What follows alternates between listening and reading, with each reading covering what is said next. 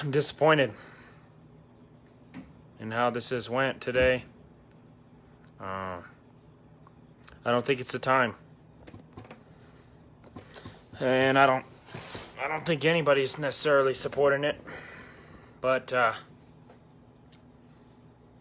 it's not going to help.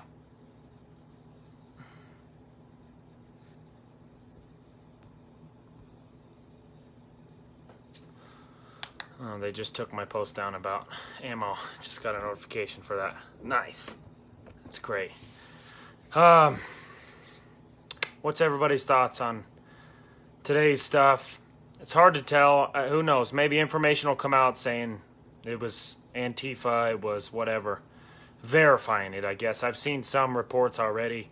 But the video I seen of the flags being thrown on the ground and replaced with Trump 2020 flags looked like normal people. That I could see the people that were dressed in all black, like Antifa always has, and then put on a Trump beanie or a Trump wristband. I could see those people just wanting to cause trouble and seeing the opportunity to do so. But to clarify, I will never put a political candidate or a political party above my country. America is number one to me. God first and America. I ain't dumb enough to put a political candidate above my country. This country was set up by people long before the candidates that are running now, and will stay here long after. That Constitution was set up to protect us in all instances. And my constitutional I still have my constitutional freedoms. No one's telling me who to pray to, who to serve, where to work, who to marry. And if the one day those rights become infringed, I will gladly stand up and fight with everyone. But they're not. This is all about political candidates. And it sucks. Sure, maybe the election was stolen. But that's not the point. There's a lot of political pandering going on, obviously. People holding these political offices, a lot of them are compromised. From money, from greed, from power, I don't know what. But it doesn't take away from the fact that destroying ourselves is not going to solve the situation. It never has. And I guarantee you, that if we fight each other and go into another civil war against each other over political differences and possible fraud in an election, then that will make us as a country weaker and give opportunity for Russia, China, whoever to step in and completely overtake us. And then we'll be dealing with a whole different set of problems. And I don't want to see that. We're better than that. We're bigger than that. The way we can solve this is for the next 2 years until 2022, when there's another election, we should be putting legislation in place. We should be pressuring our politicians to put that legislation in place to make our elections safer, to make our elections more reliable, and ensure that we never have this problem again. But it's too late now. For the last 4 years, we should have been preparing for this. And I'm guilty of it too. I didn't expect it. I thought Trump was going to win in a landslide. He was pulling thousands and tens of thousands of people every night for a month straight on a day's notice in these rallies. And all the while Joe Biden's having 10 people at his. I was just as surprised as everyone else. And the irregularities that there were undeniably there. But the fact is, whether it was from political pandering, money, whatever, courts didn't take them. Lawyers didn't take them. So we had to focus on fixing that. Not on fighting each other and destroying the center of our entire country. It's not going to do anything. Okay, look, while we were focusing on all this, we made the House majority closer. All right, Republicans gained like 18 seats or 13 seats. Okay, we lost the Senate. Well, it's tied. but that will go to the vice president, which apparently looks like it's going to be Kamala Harris. So the Democrat will have the majority in the Senate. But this isn't the first time this has happened.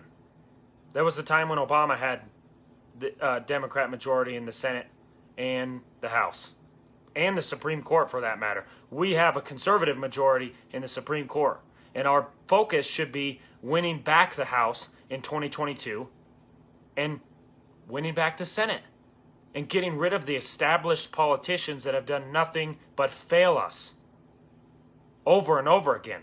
We can put blame on everybody else, but we've done the same thing. We've been voting in the same people for years, and they have zero interest but for themselves. They have no interest for the bettering of our country. It's putting money in their pockets. That's it. We need to, in the primary elections in 2022, we need to be working to get those people out, to make sure that our voices as citizens are heard. Exactly. Liz Cheney, John Barrasso, all of them. John Barrasso's not up for election.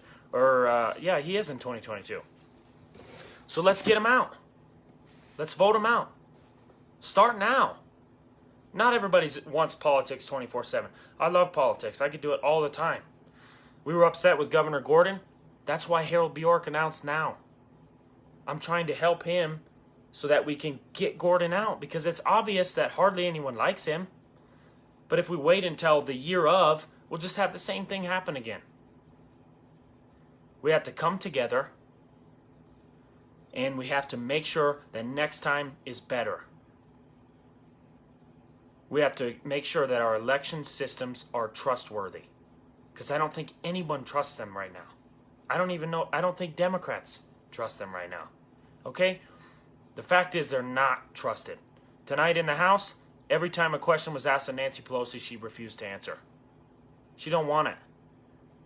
But guess what? She's in there for at least 2 more years, so she can't run from the questions forever. So we got to keep asking those questions.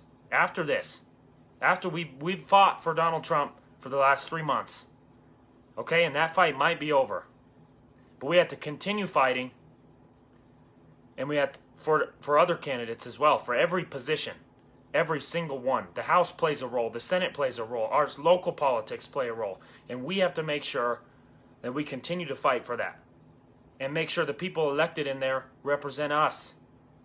We always forget until it's over, and then we can complain all day long, but the elections are passed. We voted. And we might have voted somebody because, oh, I'm confident they're Republican. That's not always the case. Republicans are padding their wallets too, just like Democrats. And it goes for both sides.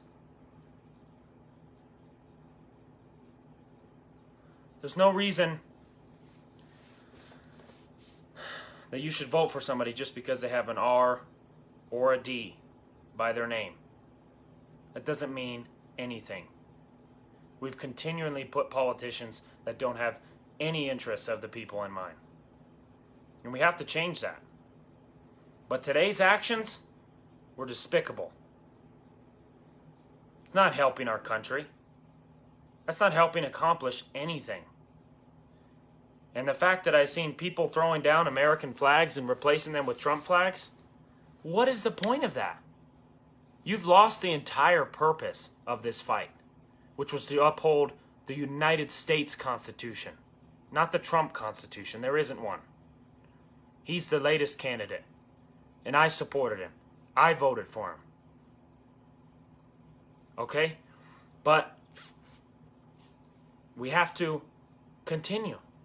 He's not the last guy that's ever going to run. And we can win back our country. I hope that this whole thing has woken or awakened, I don't know how to say that, people up and realize that politicians don't have your interests in mind. They don't. And we need to change that. And we got some in there that do. We got some in there, the people that genuinely care. And I want to continue to see us elect people like that. And we can do it. The power is in the hands of the people. And we need to remember that. But more importantly, we have to come together as a country and improve for next time. I'm going to be doing it here locally. I'm going to put pressure on my local officials to improve the election process. Absolutely. And I hope you all do as well. I hope people across this whole country do. Because I don't trust it. I don't care if it would have been the other way. I don't trust the process. There's always been a little bit of fraud. All right, you look at elections in the past, there's always a little bit of fraud. But why is that? We don't have to settle for that. Let's get rid of all of it. So, I know I'm kind of venting. I just worked out. Maybe my emotion levels are high. But thank you all for coming on live. I just wanted to get that off my chest. I don't condone any of the violence. I didn't condone the actions that I've seen. Kim, I do think that happened. I really do. I'm not putting this all on. I'm not saying this was necessarily 100% Trump supporters. I think that there was other people there that might have put a hat on and acted like it just to cause violence. And I hope that comes out. And there's already reports of it. And I pray to God that it comes out and all the people that were quick to jump on Trump supporters are willing to condone violence even if it wasn't all Trump supporters. I really do hope so.